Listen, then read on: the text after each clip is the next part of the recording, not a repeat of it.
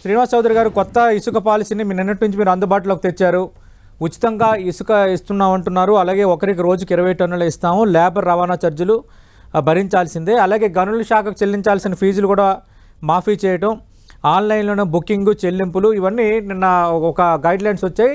రెండో, ఇసుక అమ్మడం ద్వారా ఎలాంటి రెవెన్యూ మేము ఆశించడం లేదు అని నిన్న అది కూడా స్పెసిఫిక్గా చెప్తున్నారు. ఇటు వైఎస్ఆర్ కాంగ్రెస్ పార్టీ పాయింట్అవుట్ చేస్తుంది ఏంటంటే, ఒకవేళ అలాగా అన్నప్పుడు టన్నుకి ఇంత ఖర్చు ఎలా అవుతుంది, ఇక్కడ ఒక మతలబు ఉంది అంటున్నారు. దీనిపై కొంత క్లారిటీ ఇవ్వండి సార్ మీరు. సతీష్ గారు, మొదట మీకు టీవీ ప్రేక్షకులకి వైఎస్ఆర్సీపీ నేత మాదిక సింగ్ గారికి నమస్కారాలు. నమస్తే అండి. మొదట ఇసుక ఉచితం అనే విషయం పైన నాలుగు మాట పెడుతున్నారు వైఎస్ఆర్సీపీ పార్టీ. అది మంచిదా అంటే చెప్పట్లా, కానీ ఏదో ఒకటి కింద వేయాలి కాబట్టి గతంలో కాళహస్తిలో ఏదో యాక్సిడెంట్ జరిగింది వాస్తవే, దాన్ని శిక్ష పడ్డాది, జైల్లో కూడా ఉన్నారు, తప్పే ఉంది. ఎవరు జరిగినా యాక్సిడెంటే, అది మొహమాటమే పట్టట్లే. మేము మా పార్టీ నాయకులు జైల్లో పడేసి. అయితే ఇంకో విషయం ఏంటంటే, 88 రూపాయలకి మేము టన్నేజ్ ఇస్తా ఉంటే దానికి కలెక్టర్ అకౌంట్ తోనూ మైనింగ్ డిపార్ట్మెంట్ వాళ్ళకి QR కోడ్ ఇచ్చి లోకల్ గా ఎత్తుకోవాలంటే ఆధార్ కార్డు చూపించాలి. ఎవరైనా సరే 20 టన్నులు ఇప్పించాలంటే కూడా ఆధార్ కార్డు ఇవ్వాలి. తో పాటు విలేజ్ సెక్రటరీ కానీ లేదా సచివాలయ సెక్రటరీ కానీ ఇన్స్పెక్షన్ చేస్తారు. ఇక్కడ ఇంకో విషయం, మీకు గత ప్రభుత్వం ఇసుక సోర్లు ఇసుక మాఫియా ఎప్పుడైతే రద్దు చేసామో, ఆ ప్రతిభ కంపెనీ ఇన్ఫ్రాస్ట్రక్చర్ కానీ అదే జేసీ కాన్సెప్ట్ కానీ ఇవన్నీ కూడా రద్దు చేసేసాం. 43 జీవో తీసుకుని ఇప్పుడు రాష్ట్ర వ్యాప్తంగా ప్రధానంగా ఇంచుమించు 30 లక్షల పైచీలకు భవన నిర్మాణ కార్మికులు మన రాష్ట్రం చెల్లిపోయారు. కన్స్ట్రక్షన్ లేదు, వ్యాపారాలు లేవు, పూర్తి స్థాయిలో రియల్ ఎస్టేట్ కుదేలైపోయింది. అసలు రియల్ ఎస్టేటే లేదు ఆంధ్ర రాష్ట్రం, పక్క రాష్ట్రాలకు వెళ్ళిపోయింది. సో ఇవన్నీ కూడా భవన నిర్మాణ కార్మికులే కాకుండా ఉపాధి అవకాశాలు కల్పించడం కోసం మేము ఇటాచీలు జేసీపీలు పెట్టి గత ప్రభుత్వం గ్రీన్ ట్రిబునల్ వ్యతిరేకంగా చేస్తే కూడా కనీసం లోడింగ్ సిస్టమ్ కూడా పడుచుకోవాలా.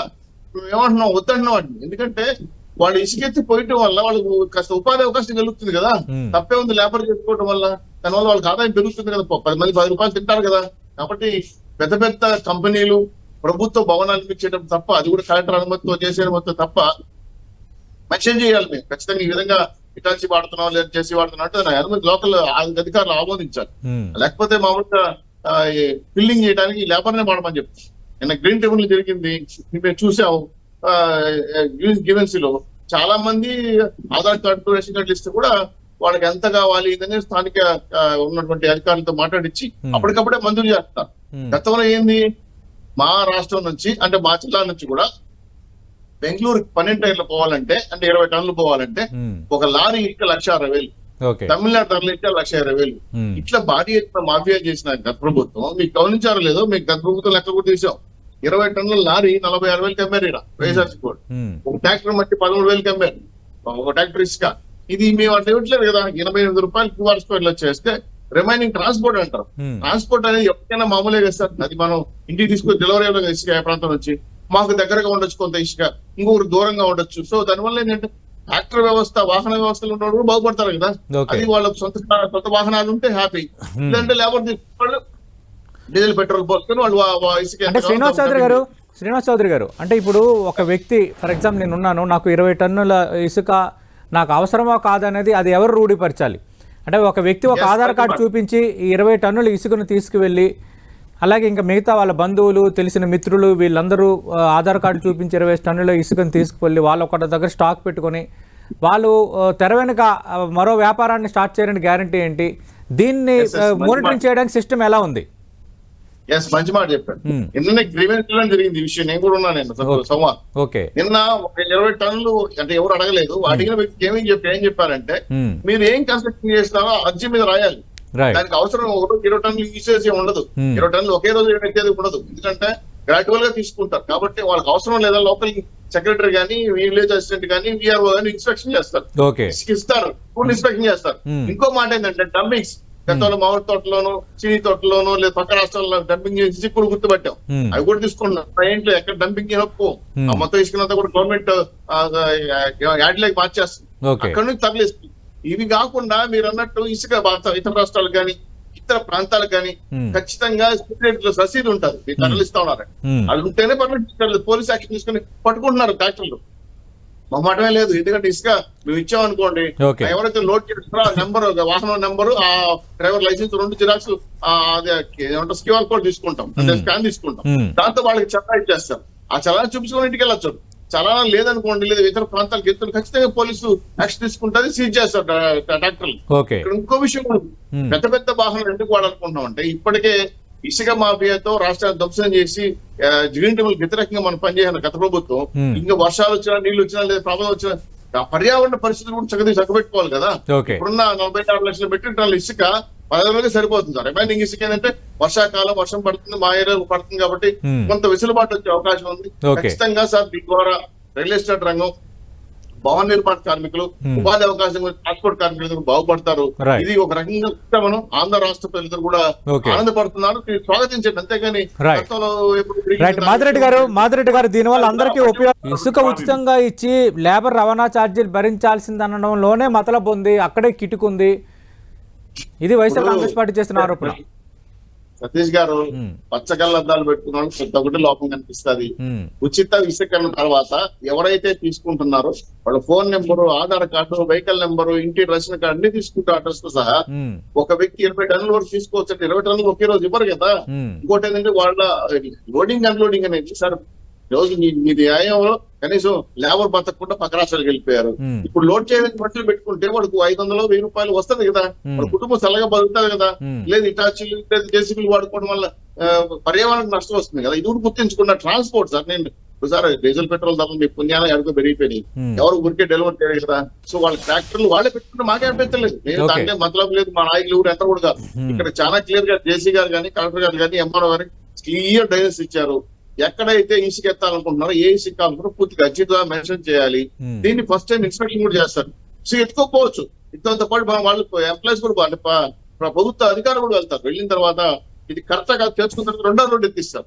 గతంలో ఇప్పుడు మీరు పెనాల్టీ, ఇప్పుడు ఇసుక ఏ విధంగా ఇస్తే సుమారు మేమైతే 10 టైర్లు ఉండే లారీ అయితే 60,000, 50,000 పెనాల్టీ వేస్తారు తెలియ కూడా ఎక్కితే. ఈ రోజు గతంలో ఉన్న ప్రతిభా ఇన్ఫ్రా కానీ, జేసీ కానీ ఇవన్నీ తీసేశారు.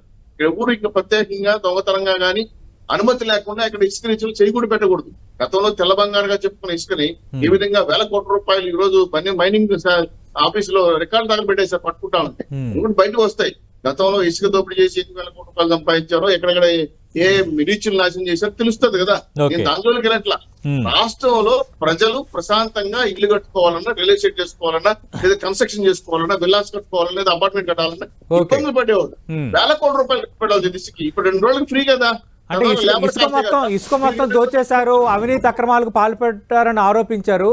మరి ఇప్పుడు కాక సార్, మాదిరెడ్డి గారు అడిగింది మీకు అడుగుతున్నా కానీ ప్రస్తుతం గోడౌన్స్ లో 45 లక్షల టన్నులు ఇసుక అందుబాటులో ఉందంటే అది మా ప్రభుత్వంలో మేము స్టాక్ చేసిందే కదా. ఇది మాదిరెడ్డి గారు అడుగుతుంది. ఇది ఎలా ఉందంటే గుమ్మడికాయ దొంగ ఉంది.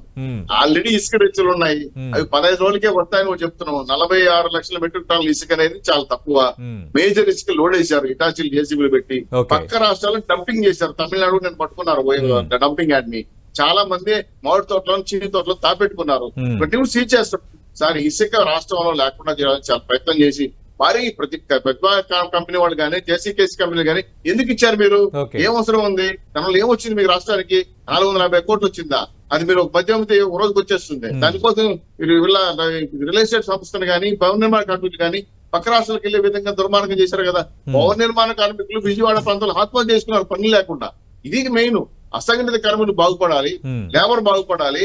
కాబట్టి ఎవరు గతంలో ఇల్లు కట్టాలంటే సరే మీరు స్క్వేర్ ఫీట్ ఎంత ఉండేది, ఇప్పుడు ఇసుక ఫ్రీగా వచ్చిన ఇలాంటి వాళ్ళు ఇల్లు కొనుక్కోవాలంటే రేటు పోతాయి కదా. దానివల్ల రియల్ ఎస్టేట్ పెరుగుతుంది కదా, కొనుగోలు శక్తి పెరుగుతుంది కదా, ఆదాయ వనరులు పెరుగుతాయి కదా.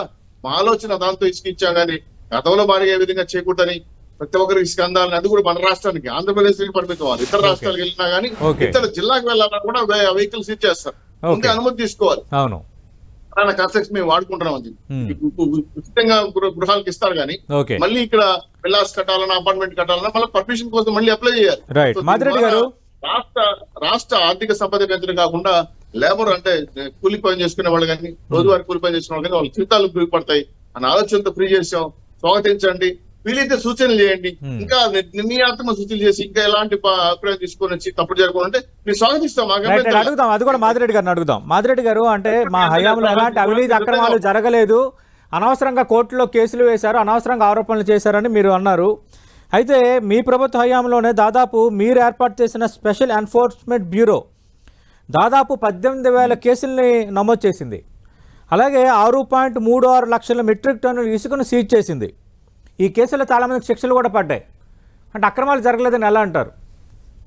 నిజమే సార్, అక్రమాలు జరుగుతాయి. ఇప్పుడు ఒక వ్యవస్థ అనేది, కొత్త వ్యవస్థ అనేది ఫామ్ అయినప్పుడు ఎక్కడైనా సరే త్వరలు ఎత్తుకుంటానే ఉంటారు దారిలో. ఇదే ఇప్పుడు ఆన్లైన్ సిస్టమ్, ఇదే ఆధార్ కార్డు చూపించి, అంటే లెక్కకు కనిపించే కేసులు, లెక్కకు కనిపించని ప్రజాప్రతినిధులు దుర్వినియోగం, అలాగే వైఎస్ఆర్ కాంగ్రెస్ పార్టీ నేతలు చాలా అక్రమాలకు తెరలేపారు. ఇది మీపైన ప్రధాన ఆరోపణ. విపక్షాలు కూడా ఎన్నికల సమయంలో ఈ అంశాన్ని బలంగా తీసుకెళ్లే జనంలో మేము పెట్టిన సిస్టమ్ లోనే వాళ్ళు ఫాలో అవుతున్నారు. నేను కాదంట్లా. ఇక్కడ పార్టీలకు అతీతంగా, పార్టీల ప్రయోజనాలకు అతీతంగా మాట్లాడేటటువంటి మనసున్నటువంటి వ్యక్తి శ్రీనివాస్ చౌదరి గారు. దాంట్లో ఏ విధమైనటువంటి సందేహం లేదు. నేను ప్రత్యర్థి పార్టీ అయినా సరే ఆయన అభినందిస్తా. ఆయన ఏమంటున్నారంటే పదే పదే ఒక పాయింట్ ని ప్రస్తావిస్తున్నారు. ఏమంటున్నారంటే మాన్యువల్ లోడింగ్ తప్పేంటి, 10 మంది బతుకుతారు కదా అంటున్నారు. చేయమనండి, అదొకటి స్వాగతిస్తాం, మేము బ్రహ్మాండంగా స్వాగతిస్తాం. మాన్యువల్ లోడింగ్ ద్వారా చేస్తే ఎంతో మందికి జీవనోపాధి కలుగుతుంది. మాన్యువల్ లోడింగ్ ద్వారా తీస్తే అక్రమంగా ఇసుక తీసేటటువంటి పరిస్థితులు కానీ, లోయలు పడేటటువంటి ప్రమాదం కానీ లేకుండా ఉంటుంది. విద్యార్థులు, ఈతకెళ్ళినటువంటి విద్యార్థులు మరణానికి గురిగారు, చాలా ప్రమాదానికి గురిగారు. చాలా ప్రయోజనాలు దాని వల్ల జరుగుతాయి. ఓన్లీ మాన్యువల్ మీద తీయమనండి. ఈ ప్రభుత్వం గొప్పతనం హర్షిస్తాం, మేము కూడా స్వాగతిస్తాం, మేము కూడా సన్మానం చేస్తాం. ఆ యొక్క చేసినటువంటి వాళ్ళకి ఖచ్చితంగా మేము కూడా సన్మానం చేస్తాం. అదే విధంగా ఈ యొక్క కొత్త విధానాన్ని చాలా సంస్కరణతో తీసుకొచ్చాం. ఎలాంటి రెవెన్యూ, ఒక నిమిషం సార్ మీకు అడుగుతున్నా, రాష్ట్ర ఖజానాకు ఎలాంటి రెవెన్యూ ఎక్స్పెక్ట్ చేయకుండా ప్రజల కోణంలోనే తీసుకొచ్చామని ప్రభుత్వం చెప్తోంది. నిన్న మార్గదర్శకాల్లో స్పెసిఫిక్ గా ఉంది. శ్రీనివాస్ చౌదరి గారు ఏమంటారంటే విమర్శిస్తే విమర్శించండి కానీ ఆరోగ్యవంతమైన సూచనలు చేస్తే దాన్ని స్వాగతిస్తామంటారు. రేట్లు వాళ్ళకుంటే ప్రభుత్వ కమిషన్ ప్రభుత్వానికి ఉంటుంది, ప్రభుత్వానికి ప్రత్యక్షంగా ఉండదు కానీ ప్రభుత్వ అధినేతలకు కమిషన్ ఉంటుంది. ఓకే, తర్వాత నేనేం చెప్తున్నానంటే ఆత్మహత్యల ప్రస్తావన చేశారు. ఒకే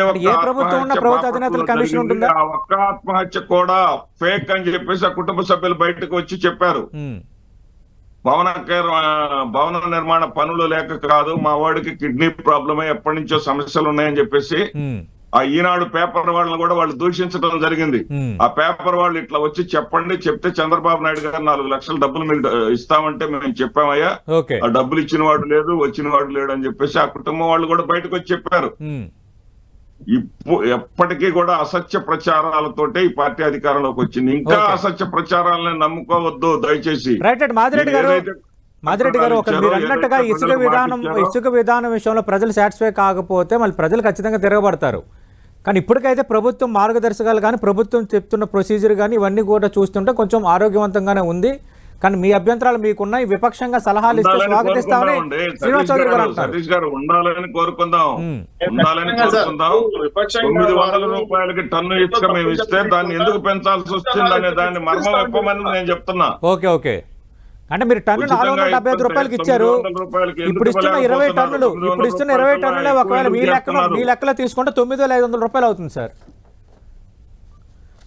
మీరు టన్ను 475 రూపాయలకి ఇచ్చారు. ఇప్పుడు ప్రభుత్వం ఏమో ఒక మనిషికి 20 టన్నులు ఉచితంగా ఇస్తామని చెప్తోంది.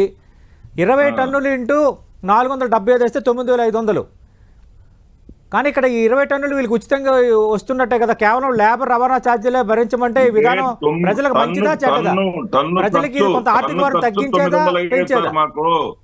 మీకు అర్థం కాల సతీష్ గారు, నేను చెప్పింది మాకు టన్ను ఖర్చు మాకు 475 రూపాయలు ప్రభుత్వానికి ఛార్జీ కడితే 425 రూపాయలు రవాణా ఛార్జీలకు అయి ఉండేది. సరాసరి 900 అయి ఉండేది. ఇప్పుడు 1,225 రూపాయలు 1,375 రూపాయలు ఎందుకు అవుతుంది అనేది $1 మిలియన్ ప్రశ్న. అర్థం కావట్లేదు. దీనిపై క్లారిటీ ఇస్తే ఎండ్ చేద్దాం సార్. అంటే ఇప్పుడు చాలా దగ్గర బోర్డులు పెట్టారు, చాలా దగ్గర బోర్డులు పెట్టారు, ప్రతి జిల్లాల్లో చాలా దగ్గర బోర్డులు పెట్టారు. ఉచిత ఇసుక పంపిణీ, ఉచితంగా ఇది పట్టుకెళ్ళొచ్చని మార్గదర్శకాలు పెట్టి కిందన కొన్ని రేట్లు వేశారు. కొన్ని చోట్ల 1275, కొన్ని చోట్ల 1145 రూపాయలు ఇట్లా వేశారు. అది టన్నుకి అయ్యే ఖర్చా లేదంటే 20 టన్నులకి అయ్యే ఖర్చా ట్రాన్స్పోర్ట్కి? ఎప్పుడు కూడా డిస్ప్లే ఎప్పుడు కూడా టన్నుకి ఖర్చే చేస్తారు సార్. వాళ్ళు మాట్లాడుకుంటారు, దాన్ని మేము ఫిక్స్ చేయదలుచుకోవాలి. ఎందుకంటే ఇసుక రవాణా ఛార్జీలు కానీ మాన్యువల్ గా ఎత్తిపోయటం కానీ ఇవన్నీ లేబర్ సంబంధించిన డీటెయిల్స్ లో ప్రభుత్వం ఎక్కడ ఎంటర్ కాదు. అది ఎవరైతే తీసుకుంటారో వాళ్ళు మాడుకుంటారు, లేబర్ ని కానీ ట్రాక్టర్ కానీ లారీ కానీ. దాంట్లో ఎక్కడ ఎంటర్ మాకు ఫిక్సింగ్ రేట్లు ఫిక్సింగ్ కూడా మాకు సంబంధం లేదు. కొన్ని ప్రాంతాలు దూరం ఉంటుంది, కొన్ని ప్రాంతాలు దగ్గర ఉంటాయి. ఇసుక చాలా దూరంలో ఉంటుంది కదా తీసుకొచ్చడానికి. ఇవన్నీ కూడా మేము నిర్ణయించలేవు. మాకేంటంటే ఇసుక మీకు ఇష్టం, రవాణా కార్యక్రమం, లోన్ కార్యక్రమం అది మీ ఇష్టం. మీ మనుషులు ఫ్రీగా ఎత్తుకోవచ్చు, మీ ట్రాక్టర్ ఉంటే ఫ్రీగా తీసుకెళ్లిపోవచ్చు. లేని పక్షంలో ఖచ్చితంగా మీరు ఎంగేజ్ చేసుకుంటే లేబర్ని వాళ్ళకి 10 రూపాయలు ఆదాయం వస్తుంది. తద్వారా ఏంటంటే ఇసుక ఇన్ని వేల రూపాయలు ఖర్చు అవుతుంది కదా, ఇది ఫ్రీగా ప్రజలకు ఇవ్వటం వల్ల 2 ఉపశమనాలు. ఒకటి రియల్ ఎస్టేట్ రంగం బాగుపడుతుంది, భవన నిర్మాణం బాగుపడుతుంది. ఎవరు సొంత గృహాలు కట్టుకుంటారో వాళ్ళకి ఆర్థిక భారం తగ్గుతుంది. మీరు ఇచ్చిన విషయాలన్నింటి కూడా విపక్షంగా మీరు మంచి ఆరోగ్య సూచనలు ఇస్తే అన్ని స్వీకరిస్తాం, మారుస్తాం. శ్రీనివాస్ గారు, థ్యాంక్ యూ. మాదిరెడ్డి శ్రీనివాస్ రెడ్డి గారు చూస్తున్నాం.